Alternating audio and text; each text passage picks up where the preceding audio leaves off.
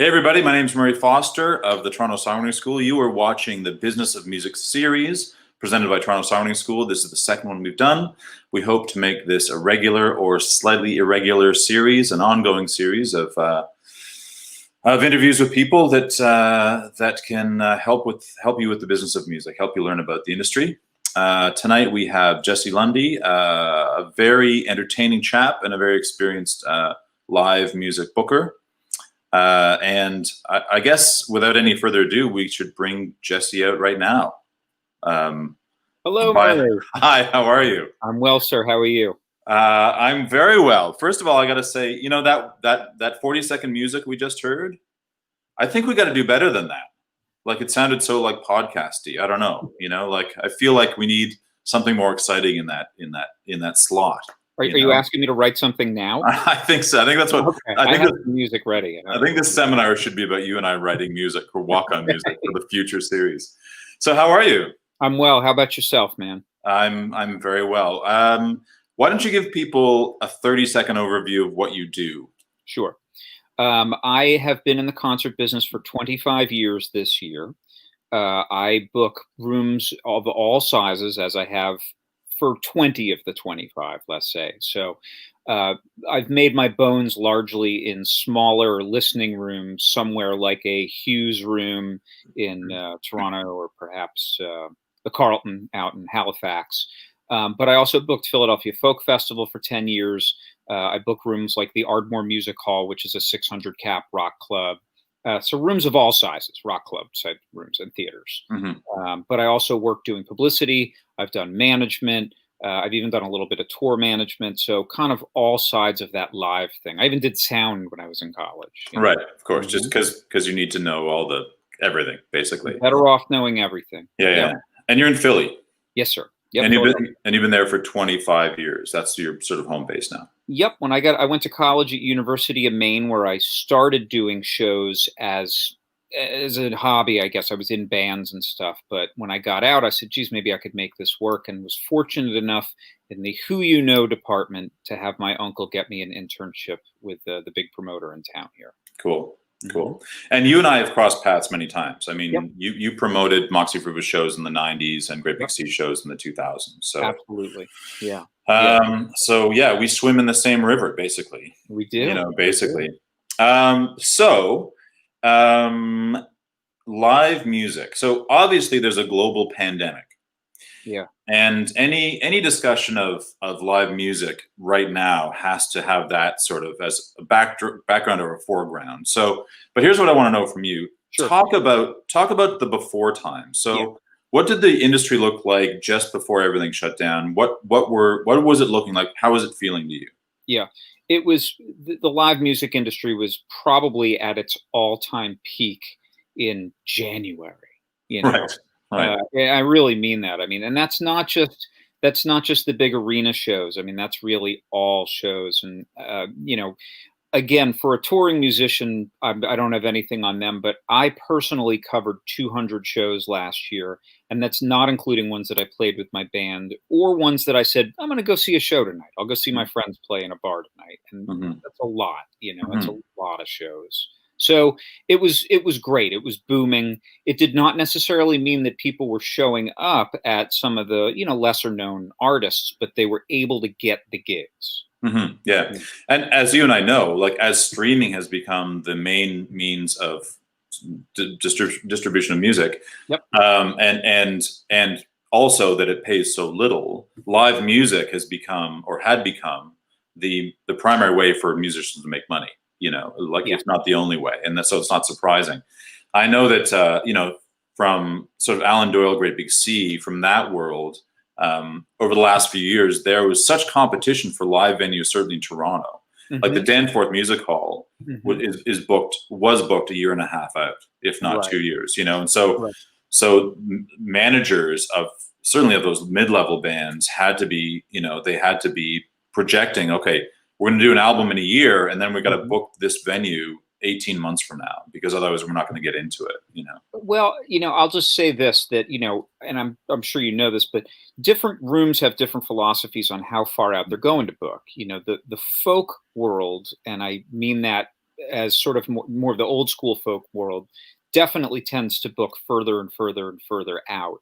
I think that in the rock and roll world, and again, I'm being vague when I say that, but our philosophy certainly was always that we didn't want to book too far out because people decide last minute, and by last minute I mean 2 months, that they want to go out and tour. So in our rooms, we wouldn't book terribly far out unless we were forced to, because you pick off so much good stuff I say last minute, and I mean 8 weeks. So yeah, but yeah, it was.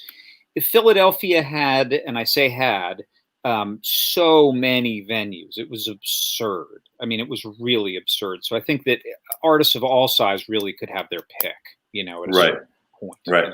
Yeah, which is amazing. So let's talk for this conversation. Let's pretend there's no global pandemic, or let's pretend it's a year and a half from now, it's all come back, or whatever. Yep. And let's go right to the grassroots. So say I am a kid with a guitar. I've got a fistful of songs and a dream. Yep. And take us through what I should be thinking, what I should be doing. Let me ask this question. How many of the people, if you know this, how many of the people that are watching are Canadian, looking to come to the States? Is that part of the equation that you want me to feed into this? Not really. Maybe we'll get to that, but yeah. So in general, starting a tour too early in your career is really a fast way to lose money. If you have that money and that's your goal and you have a real plan behind it, then that's awesome. That's great.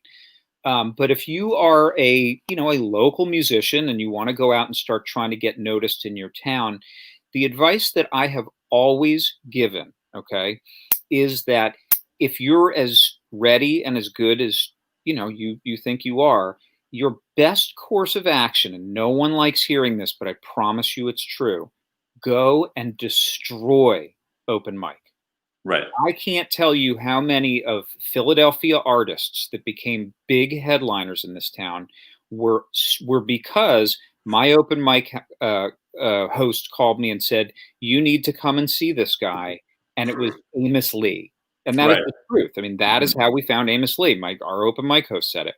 Remember that open mic host, those baristas, bartenders, sound people are all getting a call the next day from the talent buyer, the person who's booking the room, saying, did anybody good show up? Or they're being proactive and sending that out. Like I said, no one wants to hear that. You know what I mean? And I get that. But I promise you, it's the best thing you could do. Beyond that, there's definitely the who it's really great if you have enough of a rapport with somebody who can put a good word in for you, or somebody who's reached a level in their career where they're able to pick an opening act and have that be you. That's great. If you're going in cold, I mean, at this point, it's the cliche of how's your draw? Is anybody going to come and see you play? And I'm going to just harken back to what I just said about open mic. I've had artists who said, no, I'm ready to headline. I really want to headline your room. I really need to play that stage. I want that on my resume. And then they take the headlining gig and 5 people show up. And it's going to make it hard for them to get the next call because they've now promised something that they couldn't deliver on. And they will, in the minds of the people who book that club, they are someone who can't draw people. And that'll be hard. That'll be a hard thing to overcome for them. It's a really hard thing. And again, I'll just say, I'm gonna beat this to death, but if you want to have it on your resume that you've played that stage, go play the open mic, because then you're not putting the club in jeopardy. The club is surviving, not necessarily just on ticket sales, but on your audience coming in and having a drink or having some food. All of those things are what makes those clubs survive. It is not just ticket sales, And also the open mic is where you cut your teeth too. I mean, it's not just the leaping off point. It's where it's the starting point, I guess, right? Yeah. Well, I mean, if you knew the Philadelphia audience or artists, which you don't, I could draw you family trees that show how people showed up at the open mic, were taken under the wing of the person who was just a little bit above them. They came up together, and it was like graduating classes. It was family trees. And that is that your peers are the first people who were there for you. Right. And you all sort of rise, you rise together, sort of thing. Is that sort of what happens? What's the saying? All boats, all. Rising tide. Thank you. Yeah. I mean, I like that you toss out sayings that you don't really have a good grasp of. Right. Well, 6 of one, 14 of another. Yeah. That's American conversion there. I Yeah, like that. exactly. Right. Right. Exactly. But it's really true. I mean, I really, again, I will use Amos as the example, and I'm going to make the assumption that everybody is aware, at least, of Amos's name as an artist.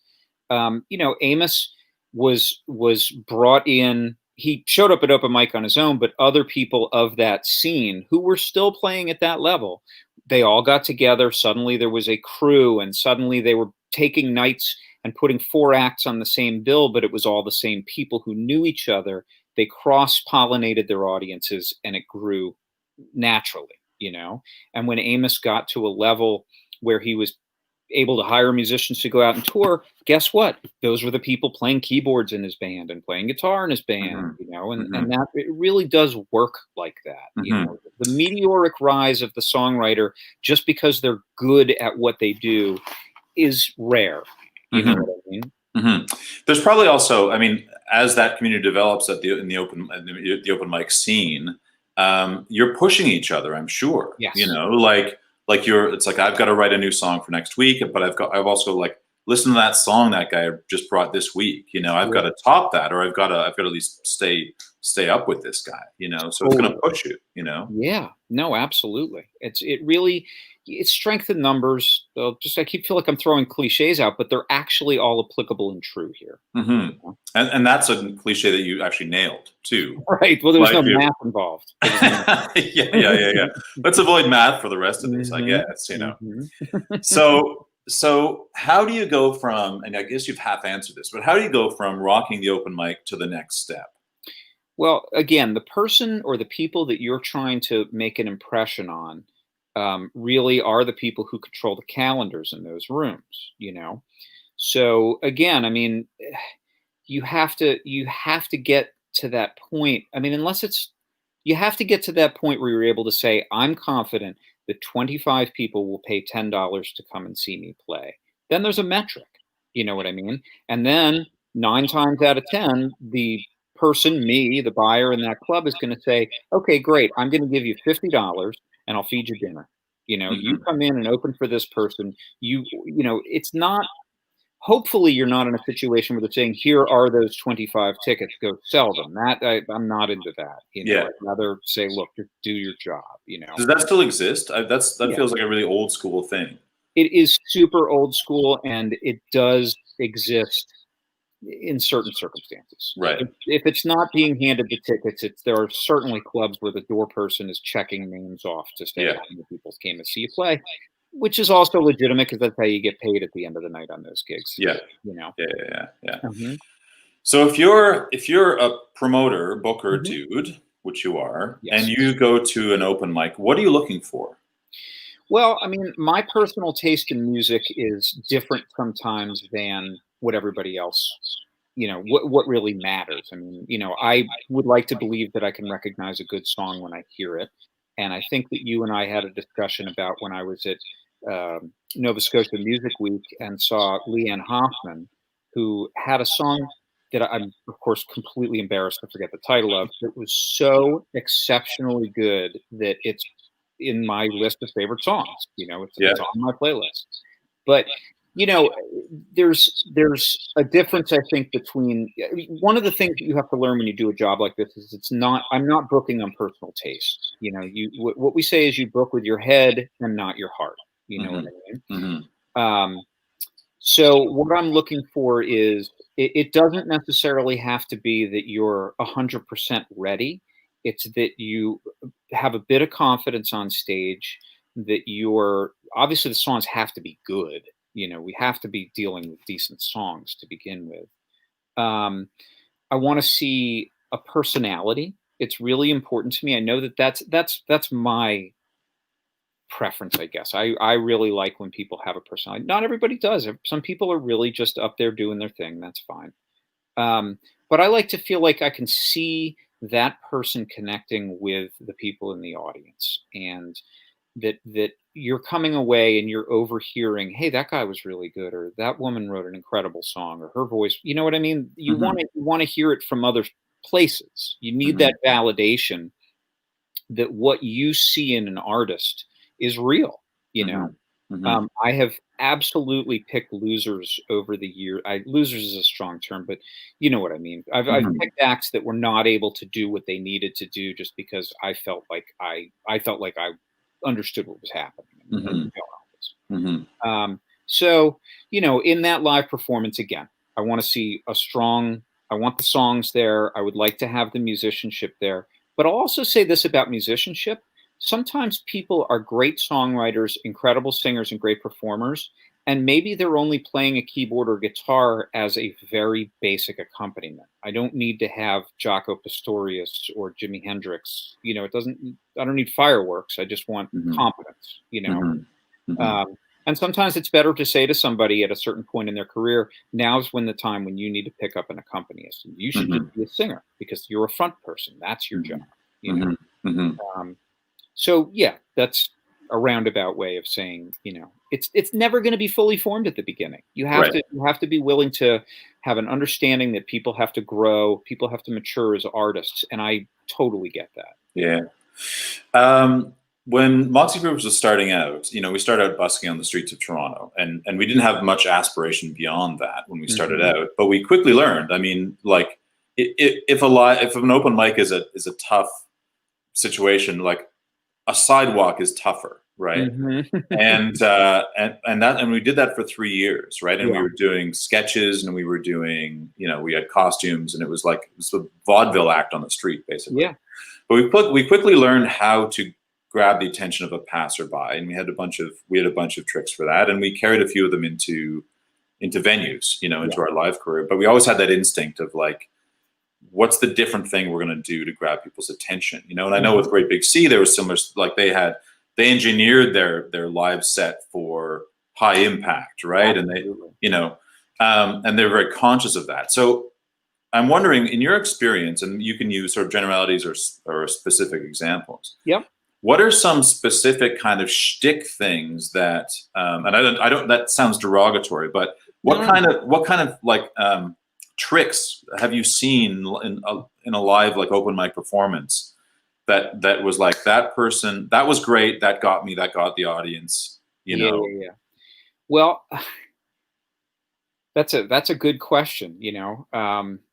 In an open mic setting,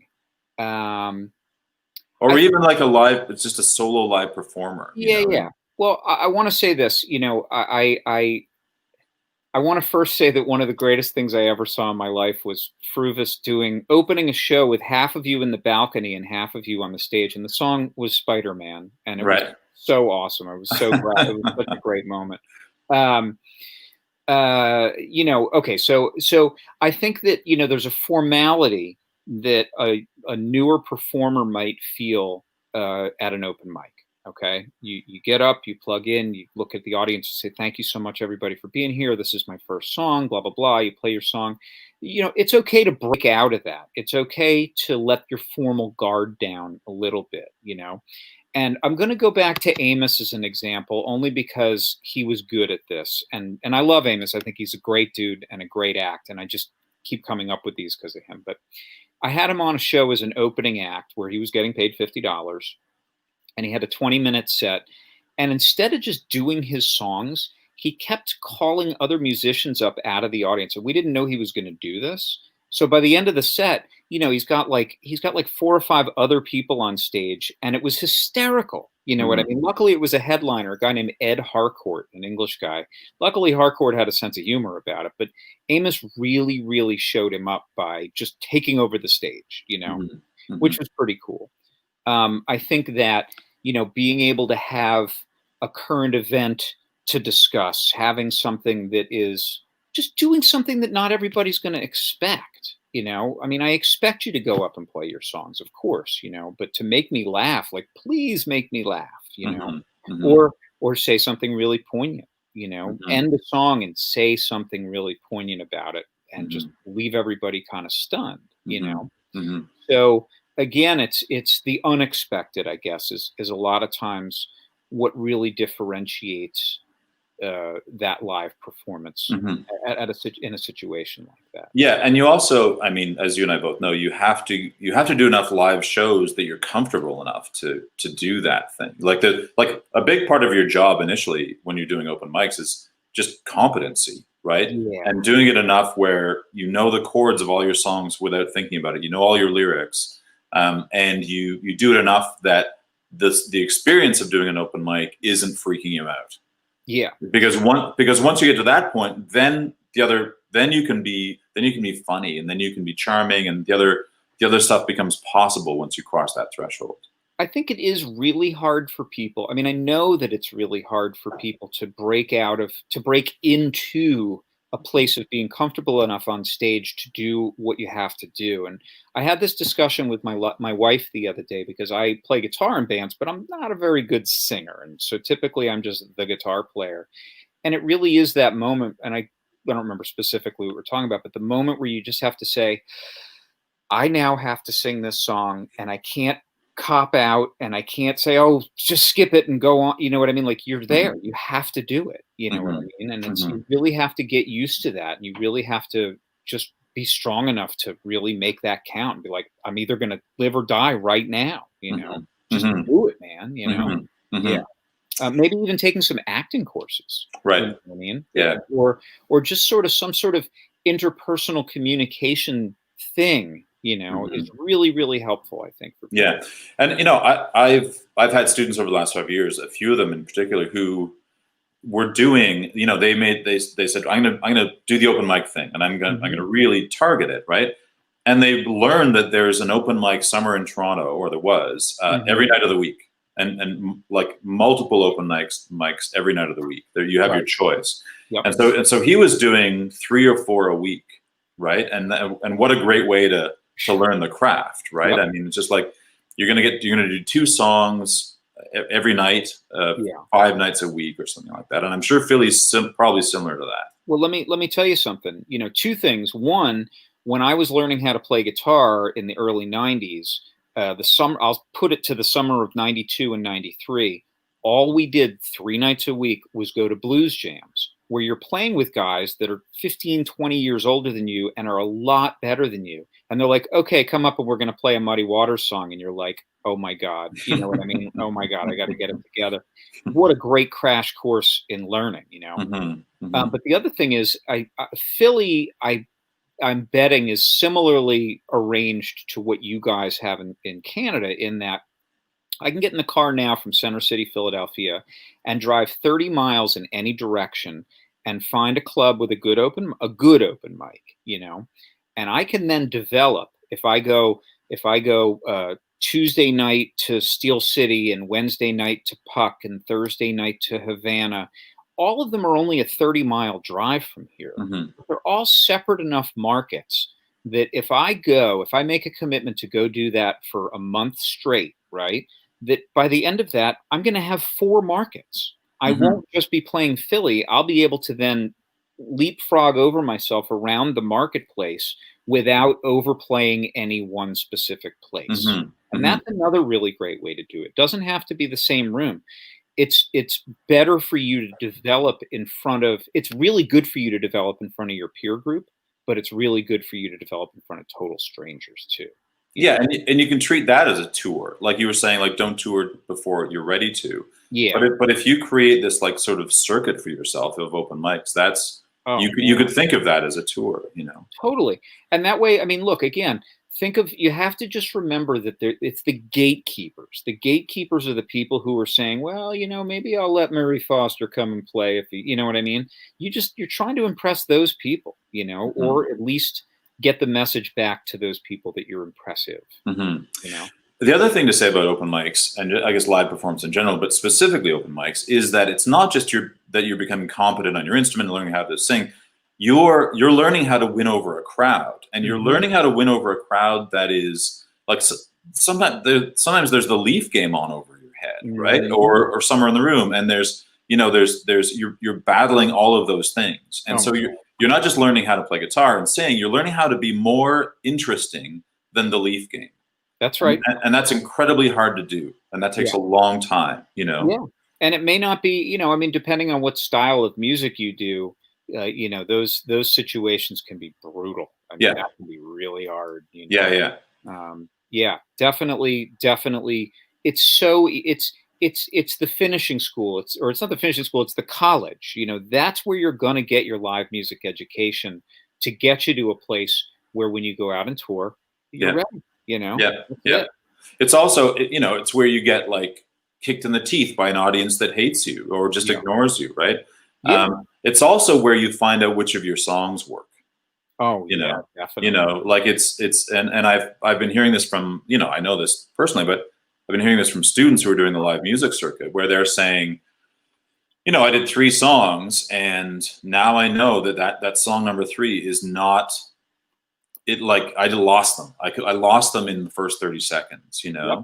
and Yeah, it's, and a lot of sometimes that's circumstantial. Like if the Leafs are playing, I mean, then you're just like, oh my, how am I going to win this battle? mhm, But it mhm, also really helps, I think, from a songwriting perspective, to learn how to edit yourself, how to mhm. say, you know what, that part in the middle is just not. It just Yeah, everybody gives me a blank look there, yeah, or yeah, lyrically, it's too obscure for these people, yeah, or you know what I mean. It's you just yeah, yeah, absolutely. yeah. Editing so important. Yeah, and also developing a set, like, like Great Big Sea, probably the best example of that. They picked their covers based on getting people to clap along. Hmm. Like, they weren't about to, pick a cover by like The National or something that was going to bring the because they loved it. Sure. They didn't do songs that they loved, that, like, in Yeah. terms of cover tunes. In fact, they probably hated most of those cover tunes. But they knew they were sort of mercenary enough in terms of like developing a set list that Yeah. we need these songs to get people going. And I think that's another aspect of open mic playing and live performances. Like, you need to build a set. Yeah. You need 25 minutes that's going to kick ass, right? It's the same thing. It's the same thing I just said. It's book with your head and not your heart. Yeah, exactly. Yeah, Yep. build a set list with your head, not your heart. Absolutely. Yeah. You don't need to cover that ballad that you love that makes you cry every time. I saw. I'll tell you another one too. Is time. One of the things that I've had to have discussions with artists about over the years is respect the clock. If you've got a 10-minute set, don't do 12 minutes. I saw an artist one time, honest on a clock. The last song that she launched into was Hurricane by Bob Dylan, which is like 14 verses. And when everybody got furious with her, she came to me the next day and says, "Did you think that was unprofessional?" And I'm like, "Yeah, that's the definition of unprofessional." You know, Yeah, totally. Hurricane. Yeah, yeah, yeah. Followed by Wreck of Edmund Fitzgerald, right? I mean, Oh, it's like, come on. here we go. Yeah, Yeah. yeah. Hmm. So say I'm this hypothetical young lad or lass Hmm. that is I've been playing the open mics for a while. I feel pretty confident. Hmm. And as you say, the eyes are perhaps on me, like maybe there's a buzz happening. But if I want to be more proactive Hmm. and I feel like I'm ready, what would you recommend? Say that again. If I want to be, if I want to, like, if I don't want to just let fate come to me and Oh, okay. Okay. let someone discover me, Yeah. I want to be more proactive and maybe reach out to people. What would you recommend? So I in no way encourage alcohol or drug use or anything like that. But what I will tell you is that most of the good bonding opportunities that I've had have happened at the bar. On a night when again, like we're hanging around at the bar at a show or something like that. Um, uh, and here comes the person that's the singer songwriter, and they come and belly right up, and we start talking, and by the end of it I'm like, oh man, I like you as a person. Now we've gotten past the formality of the gatekeeper and stuff like that. You know what I mean? Hmm. I think that that's a great way to do it. And I think this is probably also a good time to mention that one of the places that I have met and befriended so many acts over the years is conferences. Hmm. Hmm. Whether that would be, I think I mentioned earlier, Nova Scotia Music Week, you Yeah. know, or Folk Alliance, or any of the regional Folk Alliance ones, or or anything Americana. I used to go to the Americana conference in Nashville, and again, it's there's just so much mayhem at those things. But if you go with kind of a targeted list of people that you want to meet, it's a really incredible way to have access. You Mm-hmm. know, and I also just really quickly want to say, go more than once if you can make that work. If that's within your means, a repeat visit to a conference elevates you. Like a year after year. Yeah. I mean, Yeah, it's yeah, not yeah. like you've got to make a life out of it, but if you go 1 year and make an impression, then chances are the next year when you come back, more doors will be open for you, not only to have showcase opportunities, because everybody says, oh, yeah, that person was really good last year. Let's have them play, or whatever.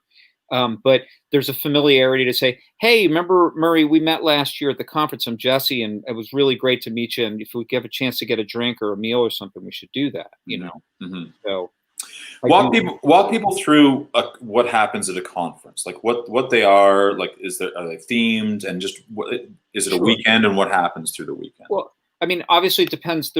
I guess there's a few different kinds of conferences. If you go to an Americana, or say a South by Southwest or something like that, you have a central location, which is a hotel where all of the booths are, and all of the meetings and whatnot. Hotel rooms and all that, that kind of thing. Right. So you've been to ones where everything happens. There's self-contained.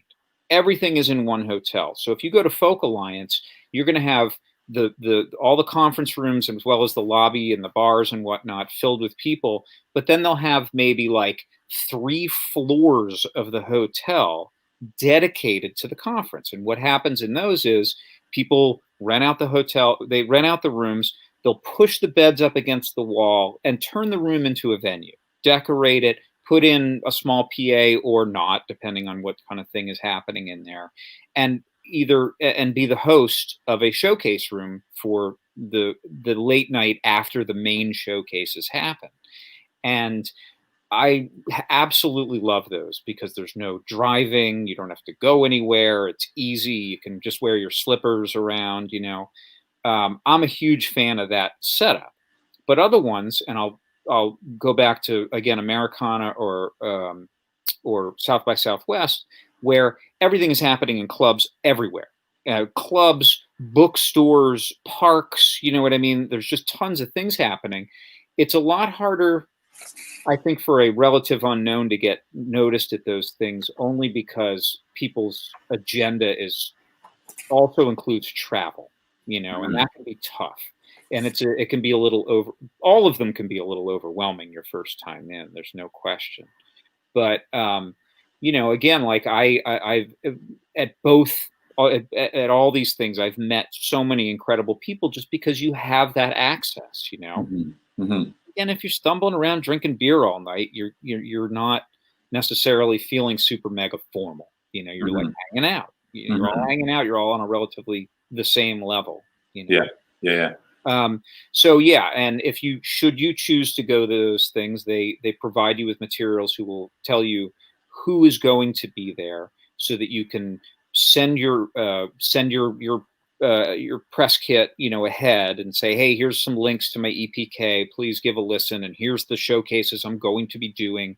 I'd love it if you could catch at least one. And I mean, everybody, I think, takes these things different levels of seriousness, whatever. I know for me, every conference that I've ever gone to, I sit down and I go through all the grids and I make my list of who I want to see. And it's a mix of artists that I love and just want to see, because there's always some of them there.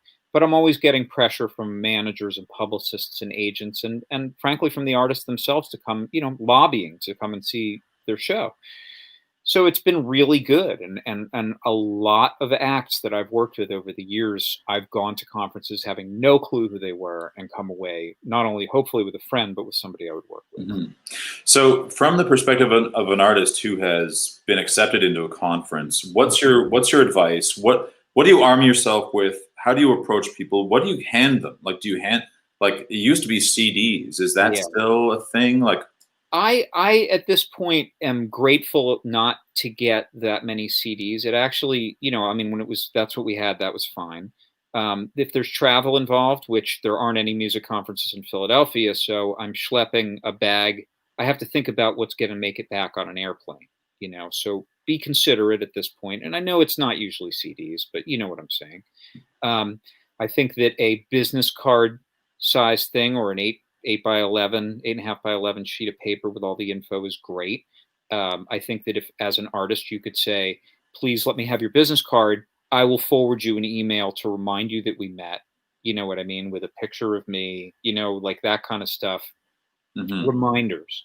It gives you such a good opportunity to really, because people like me are there to be pitched. I mean, it's like a huge pitch session. One of the things that they'll have at these are the speed dating situations, where I would sit at a table, and every time the bell rings, a new artist would come and sit at my table, and they'd have their chance. And again, like when I was at Nova Scotia Music Week, I came away with with musicians that I was friendly with, like that I went up to them at the bar and was like, hey man, how you doing? Because I got a good vibe. I mean, it's just meeting people, you know what I mean? It's just meeting people. And that's, I think, again, what we talked about earlier with your stage persona.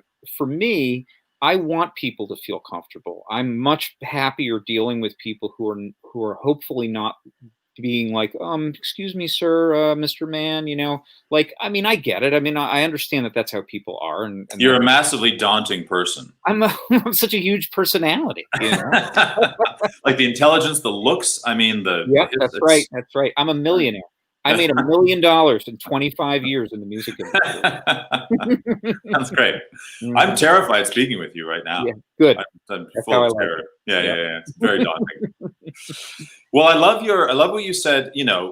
For me, and I've been to conferences over the years, but it's been CDs. But I love your idea that, or maybe it's my idea. Maybe I'll take credit for it. But if I get your business card and you're the promoter booker dude, I can email you a link to a YouTube video. Yes. Which is way easier than you carrying around a CD back to wherever you have to carry it back to, and then finding something that plays a CD, Yeah, it's tough. I mean, I actually, I used to love getting the CDs, and I'll be honest with you, I would put them into iTunes, and then I would bring huge milk crates of CDs to my mother, who was so excited. Like, this was like the Christmas for her, That's great. Yeah, but that's where a lot of them did end up eventually. Yeah.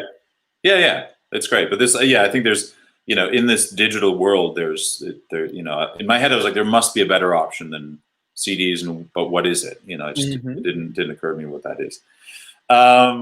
So once everything comes back, when it comes back, what do you see in the future? Like, where's it headed? Are there big trends that you see? Yeah, it's still really vague. I mean, day to day at this point, I will tell you that I'm not doing anything. I mean, I'm watching what the industry is talking about. Our company produced the first drive-in concert series in Pennsylvania. Okay, small, 55 cars, $75 a car. They all sold out. And we didn't pick most of the acts. It was a client we were working with, and they had ideas of who they wanted to book. And I'll tell you that some of those acts were really not necessarily ready for prime time, but they still sold out because people really want it.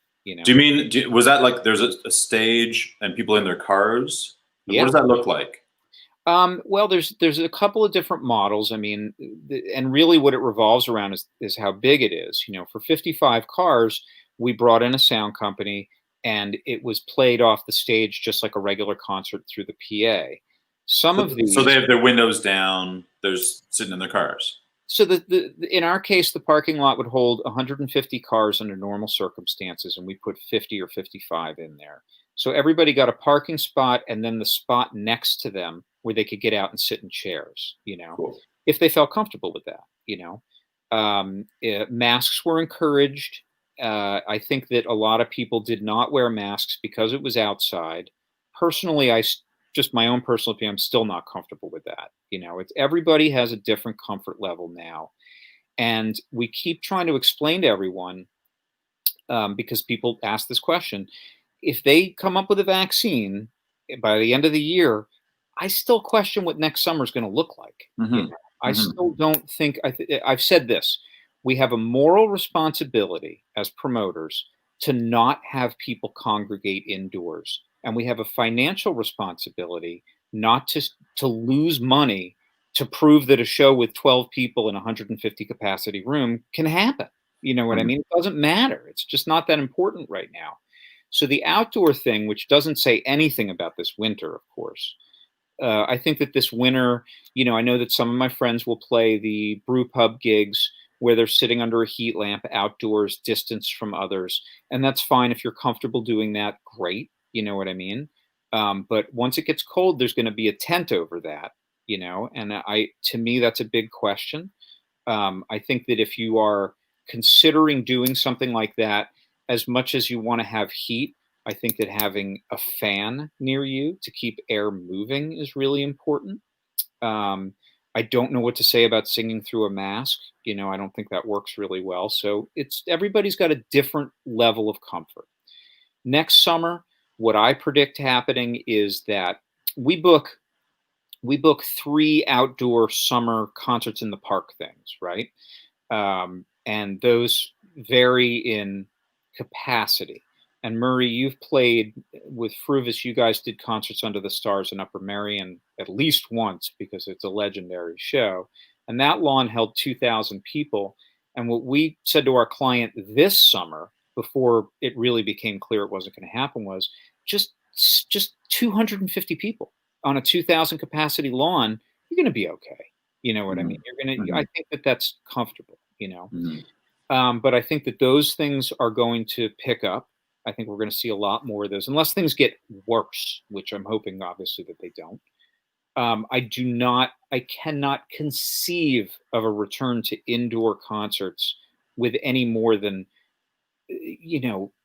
10% of capacity, maybe in a room, 1,000 capacity or bigger. It's going to have to be cavernous until next fall. Just my opinion. I just Mm-hmm. don't see how it can happen. You know what I Mm-hmm. mean? I know that some of the more right-leaning artists like Chase Rice and Kid Rock are okay with it, and they don't care, and they're going to do what they want to do. And again, everybody has their comfort level. You know what I mean? Mm-hmm. But I think that from where I stand, I can't conceive of it. And Mm-hmm. so I would like to believe that a year from now, we'll be back at maybe 50 or 60%. But I'll tell you that where I stand right now, I didn't cover any of those drive-in shows this summer. I was like, I'm not going. You know what I mean? And I feel very much the same way about indoors. Like, I'm not going to do it. It's just Mm-hmm. it's not time. Mm-hmm. I think that the concert industry is going to do about 25 or 30% of the business that it did prior to the pandemic for the next 2 or 3 years, Mm-hmm. which means that I'm going to have to find another job. You know what I mean? And that's okay. I think a lot of people I'm talking to are picking up a side hustle or going back to school or something like that, not because the industry is doomed forever, but because frankly, my unemployment's going to run out eventually, Mm-hmm. and I can't just ask my wife to be the only person working forever, Mm-hmm. so that's okay. I just think that it's going to take a couple of years to return. I also think that depends on where you are. Again, I've mentioned that I listen to CBC News, and it seems like, Montreal and Quebec they seem to be comfortable enough that I could see them opening up before the eastern provinces do, the Mm-hmm. Atlantic provinces do. Mm-hmm. It just feels like they are more ready to do it. They want to Mm-hmm. push forward, and again, that's where people stand with that. Yeah, and even within Ontario, there are cities and regions that are still in what we call phase 3 of being open, which is like you can do a show. It's not maybe an outdoor show with social distancing, but Yep. that can happen. Yeah. Whereas Toronto just this week went back to phase 2, so it's like you can't eat in a restaurant anymore. So it is a very regional thing, a city by city thing, maybe. Yeah, absolutely. And it really, so you have to look at where you are. And again, I don't know where this audience is. I don't know how spread out it is. I hope it's everywhere. Mm-hmm. So I think that another thing I want to bring up is, and you may have been headed right for this, I'm not sure, but how are artists going to make money in the meantime? And I know how hard it is, and my heart is breaking for so many people that I know all over the place right now. And, I know that the live stream thing kind of fell off a cliff in April, really. People kind of got over it. And I just want to say that, I think that there are people who are doing really, really interesting and worth watching live stream things. And I think part of this relies on your personality and your ability to really connect with your audience. But, I know that, and this is a higher level, but we watched Shelby Lynn do her singing and then cooking dinner thing, which was amazing because she's a scene, you know what I mean? She's a whole scene unto herself. Um, but I think that, if any, have you heard of Low Cut Connie? Do you know this group, Low Cut Connie? No. It's a Philly act. They are a national act at this point, but they're based out of Philly and we're all friends and stuff like that. And Adam is so outgoing. I mean, I strongly, strongly encourage everybody to go and watch what Low Cut Connie does. Their live stream is called Tough Cookies, and it is very high quality and very entertaining. And it's just Adam and Will sitting in his living room doing it. They're not, their production quality has gone up because they have, I think the guy who is helping produce that was Tom Petty's video guy during those last couple of tours. So, he's got a knowledge base, you know what I mean? But there's a woman named Nicole Atkins, Atkins, who lives in Neptune, New Jersey, which is right next to Asbury Park. She's done some really great stuff. She's super, super mega well connected and knows everybody in the industry. So she gets really great guests for hers. But again, I think she's doing it with 2 iPhones, 3 iPhones. It's not, it's not like it can be done. I also really, really want to say that as much as I admire the live stream, learn how your laptop works, open up iMovie, and pre-produce things. There is no reason why you have to be live. It's absurd, I think that doing something that's more like a variety show is a great way to get eyes on what you're doing. Don't make it just about you. I also think that not having it be really long is important. You don't have to fill up an hour. You have to fill up 15 minutes. Nobody's PayPaling you more money because you did an hour than if you did 15 minutes. Make 15 minutes count. You know what I mean? That is going to go a lot longer for you. And after, I'm saying this kind of off the cuff, but I also think that you want to have a level of exclusivity each time that you do one of these. But I think that eventually putting it out there on a YouTube or something like that so that other people can discover it on their own is important, But you have to look around and see who is doing higher quality things. You can't, it's hard to pull off on your own, I think. So it's also possible now, I think, that to geo-target these live streams where, you're doing a concert for Philly and it's only people within a certain geographical region can actually access it on the internet, and so you can actually kind of tour in that you can do a show that's only accessible to a certain geographical area. Yeah. And, one of the things that we've done a couple of times now is, one of our venues is the Locks, which is a 110 seated listening room. And artists that haven't even played the room before, but that we're friends with have said, will you host our live stream? And we're like, sure, as long as I don't have to do a lot of work, And I'm not an expert here, but it was easy enough to share that information and have it go and give them the control to do that. So you're just widening who can actually who can discover what you're doing. It is like touring. It's exactly what you said. It's branded by the venue. So I love that idea. Yep. Go ahead. In Canada with SOCAN, they started this, I think, within a month of the lockdown. But if you can attract more than 100 people to your live stream, they will pay you, and they've paid something like $200,000 or something, if not more. for live streams, right? For people who can attract 100 people plus. You Canadians, So the crazy socialists up here, it's right? wonderful. It is wonderful. Yeah. You're going to be my sponsor, right, Murray? I'm coming. Whatever that means, I'll do it. I don't know.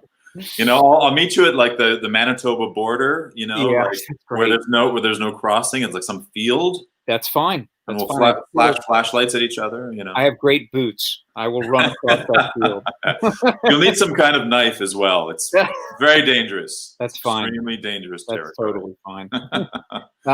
Yeah, I think that everybody has taken a lot of time to look around at what resources are there to bring in a couple of extra bucks. I mean, again, I totally get how hard it must be right now. I mean, I'll tell you, my side hustle, because yes, I am getting unemployment, but one of the things that I've started is an internet radio show, right, on Mixcloud. And it's called the Gold Watch Radio Hour for any of you listeners out there. But they actually offer a level where I could do like a Patreon thing and ask people to contribute, which I'm contemplating, but probably not going to do. But again, it's if you have to broaden the different things that you do. Like, I'm not a radio guy, I'm happy to talk into a microphone. I mean, I like talking and playing music, but you have to broaden out what you can do for now, because there's just not a consistent way to make $1. It's insane, Yeah. I teach at Seneca College here in Toronto, and we had sort of a virtual staff meeting a month and a half ago.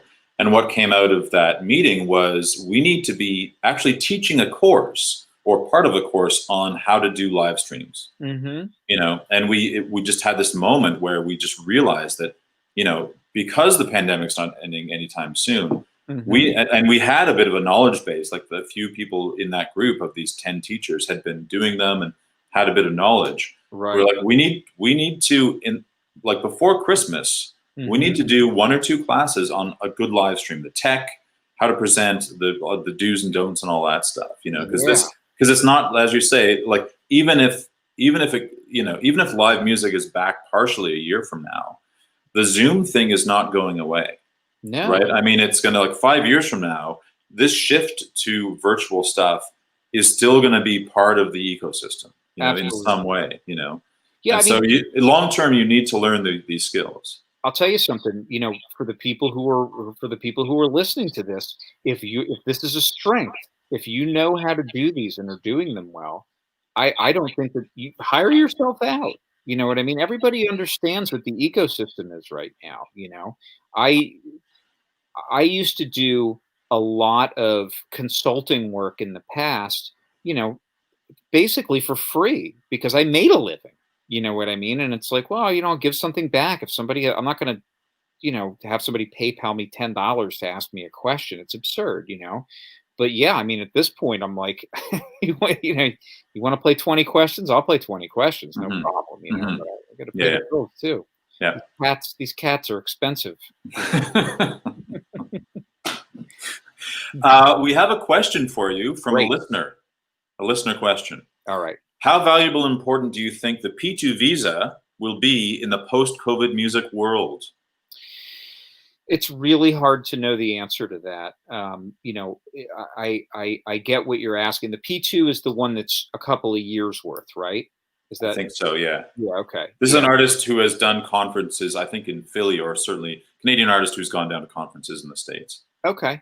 Yeah, I mean, look, I don't differentiate generally. I'm not like, oh, it's a Canadian act. I mean, I've always sought out, because the Canadian government has been so good to me over the last 20 years, right? Because, Murray, it was Jack Ross who put me on the list originally to start going to those conferences. And so, I have always looked for opportunities for people that I've met at conferences where the pressure isn't going to be on them, So again, somebody like Ian Foster, I'm like, Ian, you'll come and play my Eagle View concert series where there's no pressure on you, or, Joel Plaskett to come down and play the folk festival on not one of the headline slots, but you know what I mean? Like, I mean, to do those things. So I think it's going to be the demand for live music, live in-person music is going to be through the roof when it comes back, you know? And I think that by next summer, again, I'm assuming that things aren't going to get worse, but you know that even next summer, that the concerts in the park things, I think every park in the world is going to be having concerts, and that there's going to be a whole new ecosystem there too. I mean, realistically, I should be out banging on every township's door within 100 miles of here, but you know, even within the last 3 years, I've seen the growth there go up. So I don't know that your winter touring is going to be that important necessarily for a little while, but I think that in the summertime, you know, I would be trying to reach out to um, communities, to townships, go and look at what other people did in the past where they were playing those summer concerts and be knocking on those doors for a little while. You know, it's I believe that Canada is going to be clean and open up a whole lot earlier than the States. You know what I mean? We're going to be in a civil war here before we open a venue. Um, but I think that once it does kind of even out a little bit, you know, it's a really hard question to answer. I Mhm. mean, we until November 3rd or the week after that, we don't know what's going to happen here. You Mhm. know what I mean? Mhm. I really it's amazing to me, and I don't mean to get political, but like people like, oh, you know, we should start talking about next summer, and I'm like, I'm digging a trench in front of my house, you know what I mean, so that no tanks can roll onto my front yard. You know, that's my biggest concern right now. Because they're coming for you. Like I'm I putting a turret on the ceiling, on the roof. Yeah, they're coming for me. Yeah, the tanks are gonna come down your street and they're gonna be it's that one. that's right. They've listened to my internet radio show and they know where I Yeah. stand. The subversives. Be a So, mark on the okay, door. I am being too subversive. But seriously, I wish that I could really answer that. And the reality is that, you know, throughout this pandemic, the concert industry has we've spent our time pulling out our crystal ball and going, what do you think? You want to do it in September? Yeah. Let's book September. You know what I mean? There's no way to know. There's Yeah. just no way to know. It's Yeah, too yeah. insane. I hope it comes back soon. Yeah, I yeah. don't want to have to get a new Yeah. job. I'm in a sort of folky jazz trio in Toronto, and we had a monthly gig, and it wasn't that serious, but we were playing. Hmm. And just in September, we did a show on my front lawn, Yeah. and we were neighborhood heroes. You know, Yes. in fact, I went for a walk the next morning, and there's like 8 people who were like, "Hey, Maria," I'm like, "I'm neighborhood famous," you know. Yeah. But it took us the whole summer to realize that that was possible, and I think Yeah. through this winter, a lot of people are going to be lining the ducks up Hmm. for outdoor shows, like you were saying. You know, Yeah. so I guess one of the pieces of advice, just to piggyback on what you said, is like start planning now for what Oh yeah. that's going to look like. You know, Yeah. and in fact, because no one knows, and because it's always changing, have a vision of what that could be. Like, be proactive and say, this has never been done before, but I'm going to pitch it to whoever owns this piece of land, you know, Totally. Totally. because people are really open to it. And as you say, people are desperate for live music, you know? I also want to add to that, you know, one of the discussions I got into or overheard, I don't even remember because every minute is the same as it was 6 months ago at this point. But somebody said, oh, you know, outdoor shows at these brew pubs and whatnot, you know, oh, well, they'll have those heating lamps, you know. And somebody said, try buying one. Yeah. Go to the store and try to buy one. They're gone. You Yeah. know what I mean? So you should be Mhm. thinking now about what you might need next summer. Mhm. Uh, and maybe that is a small PA, you know. And again, I know money is what it is when we're not working, but you know, your PA, or maybe you need to make real good friends with somebody with a decent size PA so that you can work together next summer. Mhm. You know, Mhm. be an organizer. Use the skill set you have so that you don't have to use the money that you have. You Mhm. know, be the central person. You know what I Yeah. mean? Make it happen. Yeah. It's easier And said than done, but you know what I mean. yeah, and people are so starved for live music, and I think people also know that artists are really suffering in this time. And Oh, I think it wouldn't be hard to ask people for money at a live in a field. You know, I mean, people will no. they'll love to come, and they will understand if you make a money pitch. You know, they'll be like, Absolutely. yes, please, here's twice as much as you asked me for, because we get it, you know. I know people who, and again, I know that the live stream thing is not as attractive as it was, but one of the musicians that I'm friends with here, who does have a sizable audience, certainly, a local musician though, told me that he was making so much money on his live streams. And this is one guy, but he was making so much money on his live streams that he started to distribute it to other musicians that he was friends with. Wow. Now that's big, you know what I mean? And I don't Yeah. know whether his family has money and it wasn't an issue to begin with, you know what I mean? Mhm. But yeah, you can't, this is unfortunately not the time to be humble. Yeah. What I mean? We're surviving here. Yeah, absolutely. Um, And people are willing to help that survival. You I know, think that they are. I they really get do. it, you know. I think that personalized songs, I think that the whole, I'll come to your house and play a set distanced on your lawn, you know what I mean? Like, I think that's great. And I again, for me, and I am sensitive to it, and I am a mask wearer and a social distancer and all that, but I'm not. I'm a little. I've watched some of the people produce these shows, just regular people produce these little events in their backyard that are just absolutely terrifying for me to look at. I'm like, this is not socially distanced. Mhm. And if I'm telling you, if I was on that stage, I'm like, I don't care if you have a PA as long as there's enough fans to keep all these Mhm. people breathing away from Mhm. you. Mhm.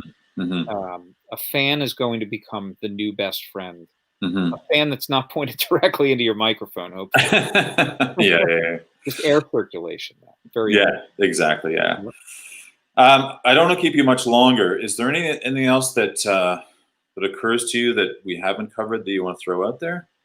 No, I mean, I think that it really is, again, I think that like you said, I think that there's an understanding of what the arts is going through. And I think that it is not the time to be humble about asking for money, but I also think that you have to have something to give them. It isn't necessarily just going to be about your songs. And if you can find other people who are you're comfortable working with, I think that being able to produce or bring an idea to a promoter to produce an event that is going to put content on that stage that's better than just me and my guitar is to your advantage. And I go back to when I booked Philly Folk Fest, some of the best programs that we did weren't my idea. I didn't want a call that was, can I play the festival? I wanted a call that was, I have an idea for an hour-long program that is the folk songs of the Grateful Dead. And I'm like, that's a great idea. Let's do it. You know what I Mhm. mean? That's a Mhm. fantastic plan. And so your creativity is going to have to go beyond the bounds of just writing songs, which is a job unto itself. I get that. But you're going to have to come up with creative ideas to tour, because it's just, I don't know what's going to be for a while here, Mhm. Mhm. especially in the States. Forget it. Yeah. It's insanity here. Yeah, yeah. But that's an interesting idea to approach a promoter with a concert idea. Oh That yeah. would never have occurred to me. Yep. I think that, again, I mean, I'm not trying to advertise my fake radio show on Mixcloud, which is the Gold Watch Radio Hour. But one of the things that I wanted to do is I really wanted that to be an opportunity for my listeners, who I'm assuming are just people that I know, to hear the voices of other people that they're friends with, or that they know, you know, or that they think are cool. Mhm. So I'm asking my friends, I'm like, look, you all you do is tell me jokes. Tell some jokes into the voice memo on your phone and send them to me. You know what I mean? Or I'm not asking for free music, but if you could put together a 15-second theme song for this segment, I'll use it and say it's you every week. You know what I mean? Mhm. And people are psyched for that. And again, that is the goal there. I've Mhm. got all of those components coming together. Mhm. So, don't let it be a dream. Mhm. And do something different. Do a couple of different things. Booking yourself with your most compatible friend slash artist is awesome for you guys to hang out, but you're overlapping your audience. Um, Leon Redbone. You remember Leon Redbone? Mm-hmm. He would never allow musicians to open for him. It always had to be something creative. And so we had a fire eater one time, and I had a very, I won't say age group, but a very young comedian come on and just get eaten alive by his audience. I was like, "You sure you want to do this, man?" It was great. The guy got destroyed by his audience. It was amazing. That's awesome. But anyway, do something different. Do something Mm-hmm. creative. Yeah, and put together a community. Reach out to people. Community. Yeah, totally. Yeah. Mm-hmm. How can people, if people want to consult with you and bask in the glow of your wisdom and intelligence? Look, and I'm not the Stones, everybody. This is me and the Stones right there. Yeah, you know what? The picture's too small for us to see. So well played. Trust me. Yeah. It's not you at all. We know that. How do people get in touch with you if they want to? Your smarts. So my work email is Jesse, Jesse, at pointentertainment.com. And that's all one word, point, POINT, entertainment.com. That's the best way to reach me. I love email, and I'll work with you from there, however we want to do that. That's totally fine. And like I said, my creative outlet right now is the Mixcloud radio show, which I'm really enjoying. I'm not getting paid for it. This is my art, because I don't get to play guitar anymore. You know what I mean? I'm not playing in a band right now. So that's mixcloud.com/Jesse Lundy. And I don't see any point in looking at it, but our business is Point Entertainment, pointentertainment.com, and you can see a bevy of shows that have been rescheduled for 1 year from now.